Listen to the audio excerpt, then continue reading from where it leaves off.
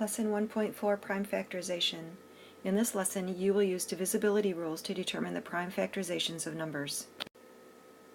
Because 2 is a factor of 10, and 2 times 5 equals 10, 5 is also a factor of 10. The pair 2, 5 is called a factor pair of 10. Example 1, finding factor pairs. The brass section of a marching band has 30 members. The band director arranges the brass section in rows. Each row has the same number of members. How many possible arrangements are there? Use the factor pairs of 30 to find the number of arrangements. Factor pairs of 30, I could have 1 times 30, or 30 times 1. So I could have 1 row of 30, or 30 rows of 1. I could have 2 times 15, 2 rows of 15, or 15 rows of 2 each. 3 rows of 10 would equal 30, or 10 rows with 3 each. 4 is not a factor of 30, but 5 is. I could have 5 rows of 6, or 6 rows of 5. And then I'm to 6, which I've already done, so I know those are the only possible combinations I could have. That would be 1, 2, 3, 4, 5, 6, 7, 8 possible arrangements for 30 with the same number in each row. Key idea for the prime factorization. The prime factorization of a composite number is the number written as a product of its prime factors. You can use factor pairs and a factor tree to help find the prime factorization of a number. The factor tree is complete when only prime factors appear in the product. A factor tree of 60 is shown. So I'm starting with the number 60, and I've broken that down into 2 times 30. 2 is prime, so it's circled. Then I need to break down the 30 into 2 times 15. 2 is again prime, so it's circled, and I have 15 left. 15 has been broken down into 3 times 5, which are both prime numbers. So the prime factorization of 60 is the product of those 4 numbers, 2 times 2 times 3 times 5. And since I had 2 of the 2's, I could write that as an exponent as 2 squared times 3 times 5. Divisibility rules will help you with determining whether a number is divisible by another number or not. For example, a number is divisible by 2 if the last digit is even. In the column over here that says it's divisible, 3,978 has an 8 in the last digit. 8 is an even number, so 3,978 is divisible by 2. In contrast, 4,975 has a 5 as its last digit. 5 is not an even number, so that whole number, 4,975, is not divisible by 2. A number is divisible by 3 if the sum of the digits is divisible by 3. Sum means add, so 3 plus 1 plus 5 equals 9. 9 is divisible by 3, so 315 is also divisible by 3. 1 plus 3 plus 9 is 13. 13 is not divisible by 3, so neither is 139. A number is divisible by 4 if the last 2 digits form a number divisible by 4. So the last 2 digits in this one would be 12. 12 is divisible by 4, so is 8,512. 18 is not divisible by 4, so neither is 7,518. A number is divisible by 5 if the last digit is a 0 or a 5. That's an easy one, you just need to look at the digit. A number is divisible by both 2 and 3, then it is divisible by 6. 48 is divisible by 2 because it has its last digit is an even number. It is divisible by 3 because of the sum of those two numbers is 12, which is also divisible by 3. That means it is divisible by 6. In contrast, the 20 is divisible by 2 because it ends with 0, which is an even number.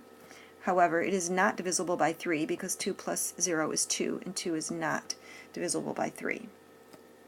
A number is divisible by 9 if the sum of the digits is divisible by 9.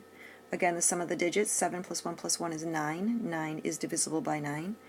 But 9 plus 3 is 12, and 12 is not divisible by 9. So 93 is not divisible by 9. And a number is divisible by 10 if the last digit is 0. Again, like the 5, it's easy. Just look for a 0 in the ones place. This one has it. This 10,536 does not.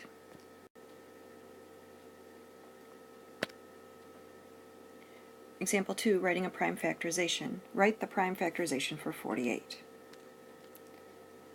Well, since I just talked about my divisibility rules and I see an even number in my ones place, I know that 2 is a factor of 48, so I will do 2 times 24, and 2 is prime. So I need to break the 24 down because I know that's a composite number, and I know that 2 times 12 is 24. Again, I know it's a factor of 2, 2 is a factor of 24 because of that even number there. And again, I see an even number, so I know 2 is a factor again. 2 times 6 is 12. And I can break 6 down into 2 times 3. And now I have all prime numbers, so I can rewrite my prime factorization now as 2 times 2 times 2 times 2 times 3. And if I wanted to write my 2's all together as a power, I would have a base of 2, and I have 4 of those times 3. And just to show you that I could do this prime factorization, again, starting with different numbers, and you will arrive at the same answer as long as you are accurate in your division. Let's try 6 and 8. 6 times 8 is 48, and we know that is a basic fact. 6 I could break down into 2 times 3, which are both prime numbers. And the 8 I could break down into 2 times 4. The 2 is prime, but I would need to break the 4 down again into 2 times 2. Now I have all prime numbers. Rewriting my factorization, I would have 2 times 3 times 2 times 2 times 2. And if I combined all my 2's into a power again, I would have 2 as my base, and 1, 2, 3, 4 2's, so 4 is my exponent times 3. And my answers match. Example 3, using a prime factorization. What is the greatest perfect square that is a factor of 1575? Remember back from lesson 1.2, the square of a whole number is a perfect square. So what we're really being asked is, what is the greatest whole number that we can square that is a factor of 1575?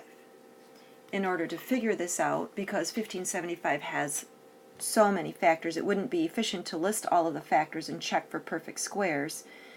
Let's do a prime factorization and find any perfect squares that might be factors.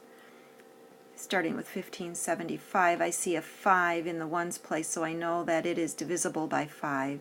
So I will start there. 5 is prime, and 5 goes into 1575 315 times. And I see a 5 again, so I know it's divisible by 5 again, so I will do that. 5 goes into 315 63 times. And then 63 looks familiar now, is 7 times 9. That's a basic fact. 7 is prime, but 9 is still composite. I can break that down into 3 times 3, and those are both prime now. So there's my prime factorization. When I rewrite that, it would be 3 times 3 times 7 times 5 times 5. It's very clear right away that we have a 3 times 3, so that would be a perfect square. We have a 5 times 5, so that would be a perfect square. But there's one tricky part that we could play here. Since we have 2 numbers of each, we could partner them together and make those be 15 times 15. 15 times 15 would be the greatest perfect square that is a factor of 1575.